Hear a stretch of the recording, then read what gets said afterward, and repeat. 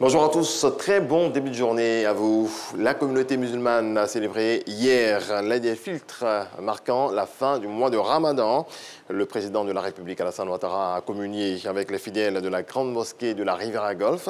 Des prières ont été formulées en faveur de la Côte d'Ivoire. Mama Traoré. Aïd el-Fitr, jour de célébration, marquant la fin d'un mois continu de jeûne, le Ramadan. Aïd el-Fitr, jour de célébration dans l'adoration et l'exaltation du Seigneur Allah.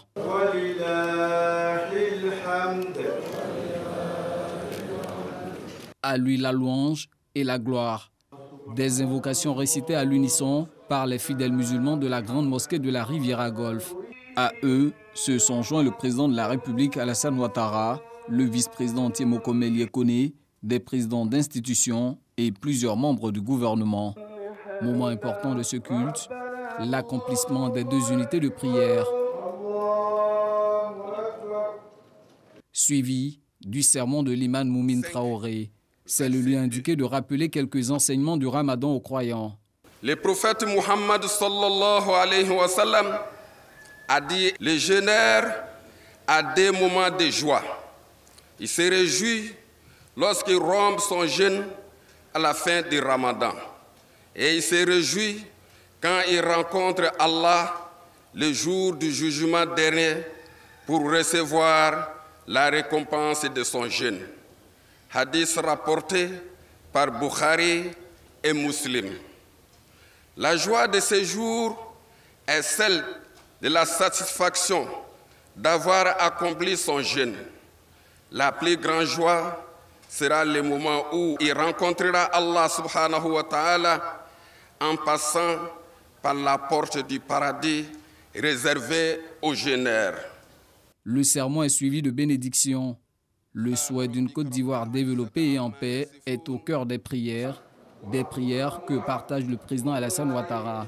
La fin du mois de Ramadan est un moment très important pour tous les musulmans et cette fête est une fête pour toute la nation. Je voudrais donc présenter mes vœux les plus sincères à tous les Ivoiriens, à toutes les populations vivant en Côte d'Ivoire et remercier le Seigneur pour la paix qui règne sur notre beau pays. Cette paix est le fruit des efforts de tous les Ivoiriens. Donc, comme lui, je remercie Allah de nous avoir donné cette opportunité et ce cadre d'échange qui nous a permis donc de renforcer la paix dans notre beau pays. Et évidemment, nous traversons des moments très difficiles avec les différentes crises dans le monde. Et la paix est la chose essentielle pour que le monde puisse trouver son équilibre et que donc toutes les maladies que nous avons donc vécues soient éloignées de nos populations. Et je voudrais donc encourager nos concitoyens à continuer de se faire confiance et que par la grâce d'Allah, la paix continuera de régner sur notre beau pays et nous arriverons donc à faire front à toutes les difficultés à venir. Que le Seigneur bénisse notre beau pays. Après ces 30 jours de jeûne, il est recommandé aux croyants musulmans d'observer 6 jours de jeûne, le mois suivant le Ramadan. Ces 6 jours de jeûne non obligatoires ont le mérite d'une année complète de jeûne. Autre volet de l'actualité, les artistes Zouglou, Yodé et Siro ont décidé de mettre leur talent au service du reboisement afin de lutter contre la déforestation en Côte d'Ivoire. Ils viennent de signer avec la Sodefort. Le point de Serge Pakoum-Didi et Issa Tionayeo. Yodé et Siro décident de militer pour le civisme environnemental.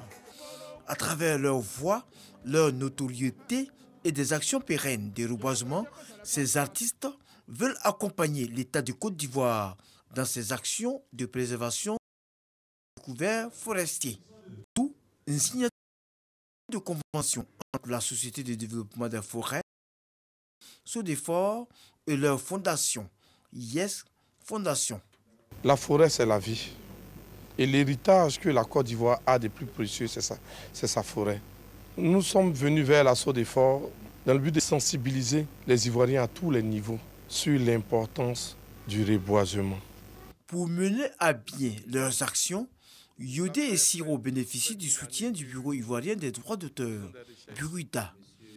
Pour les responsables de l'assaut des forts, l'engagement des deux artistes est une opportunité pour éveiller les consciences de l'ensemble des acteurs et freiner la déforestation en Côte d'Ivoire. Ils sont donc venus au secours de l'assaut des forts, et je dirais même au secours de la forêt ivoirienne, pour voir comment elle peut contribuer à sa manière, non seulement à freiner cet élan de déforestation que nous enregistrons aujourd'hui et qui est à la base de beaucoup de facteurs liés au changement climatique, mais aussi qui, à terme, si ce n'est pas maîtrisé, cela peut aussi impacter même notre développement à travers la réduction de nos productions agricoles, à travers la dégradation de nos conditions de vie. L'artiste étant la voix qui porte le plus auprès de la population, de par ce partenariat, Yodé et Siro apportent ainsi leur pierre à l'édifice dans la sensibilisation de la population sur l'importance de la préservation de la forêt en Côte d'Ivoire. Et dans le reste de l'actualité, la junte pouvoir au Mali a dénoncé ce lundi des accords de défense signés avec la France et ses partenaires européens. La décision a été notifiée par le ministère malien des Affaires étrangères au chargé d'affaires de l'ambassade de France à Bamako. Si le processus de désengagement de la force française Barkhane et de la force européenne Takuba au Mali avait déjà commencé depuis quelques semaines, cette annonce indique le niveau de tension entre Paris et Bamako. Nous, on se retrouve à 7 h pour un nouveau développement de l'actualité.